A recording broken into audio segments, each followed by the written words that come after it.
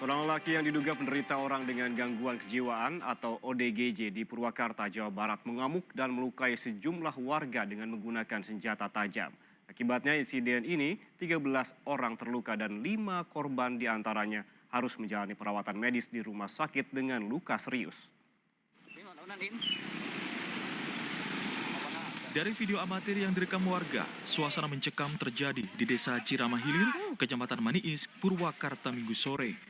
Puluhan warga berhamburan keluar rumah dan mengejar seorang lelaki bernama Denny, 29 tahun, yang mengamuk dan menyerang warga menggunakan golok. Pelaku yang lari ke area kebun usai melukai sejumlah warga berhasil diamankan warga dan polisi. Ada yang ngejar orang gilanya, ditolongin sama yang ngejar. Ngejar? Iya. Oh, jadi setelah dibacok sempat lari dulu ya, Teteh? Enggak. Langsung dipegangin tangannya, suruh ke padian. Oh gitu. Iya. Itu orang gilanya orang mana, Teh?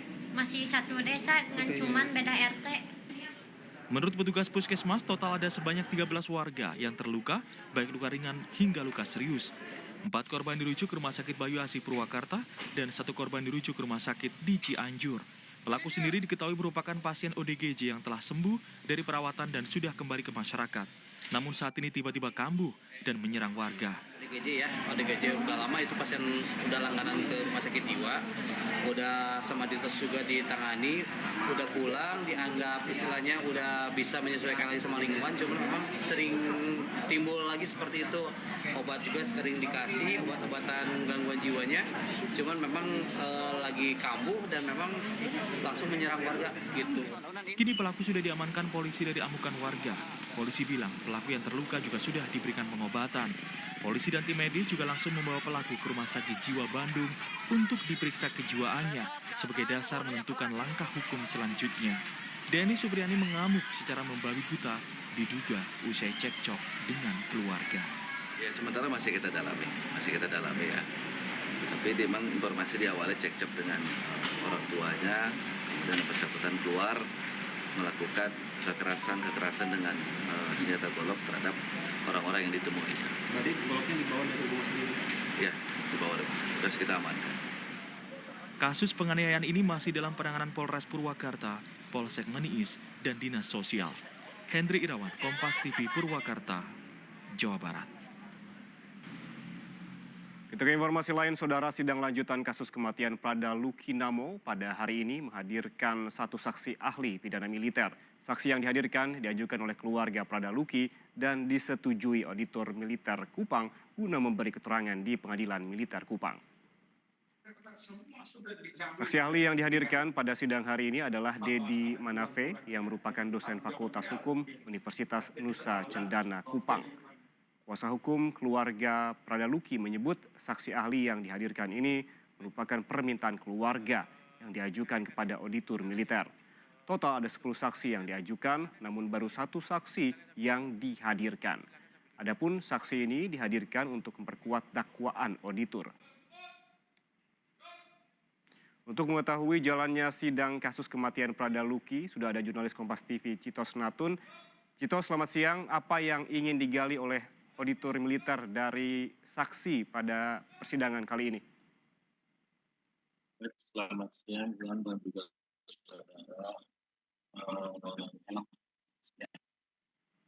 10 hingga siang tadi memang menghadirkan 1 saksi ahli dari Universitas Nusa Cendana, yakni Dedi Manafe. Dan dalam sidang tadi auditor ingin mendapat penjelasan terkait relasi antara bawahan dan atasan sesuai dengan pasal 5 Undang-Undang Disiplin Militer yang mengatur tentang tugas dan kewajiban dari para anggota TNI. Dan memang kalau kita lihat sidang ini menitik beratkan pada terdakwanya yakni Danki Kompi A Letu Ahmad Faisal yang disangkakan pasal 131 dan 132 KUHP, di mana pasal ini mengatur soal adanya tanggung jawab juga dari Letu Ahmad Faisal yang tertuang dalam pasal 132 KUHP.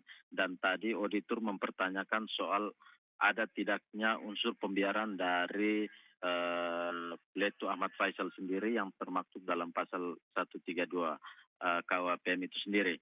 Dan dari hasil penjelasan yang disampaikan oleh saksi ahli tadi disimpulkan bahwa memang pasal yang disangkakan oleh auditor militer Kupang sudah mengarah atau sudah pada jalurnya, yakni pasal 131 dan 132.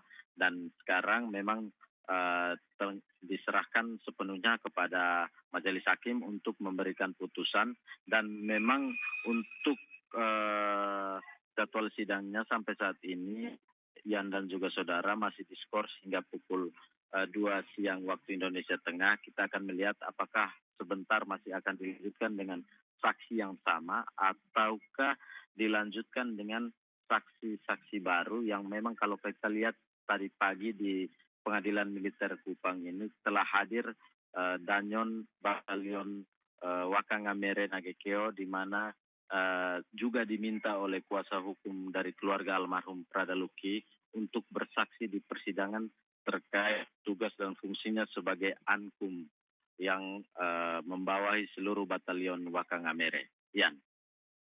Baik, terima kasih jurnalis Kompas TV, Citos Natun yang melaporkan langsung dari Kupang NTT. Paling tidak pada kesaksian hari ini dalam persidangan menghadirkan saksi ahli yang ditangkan oleh pihak keluarga, dan sidang ini tengah diskors hingga nanti akan digelar kembali pada pukul 2 siang ini. Terima kasih Citos, sekali lagi selamat bertugas kembali.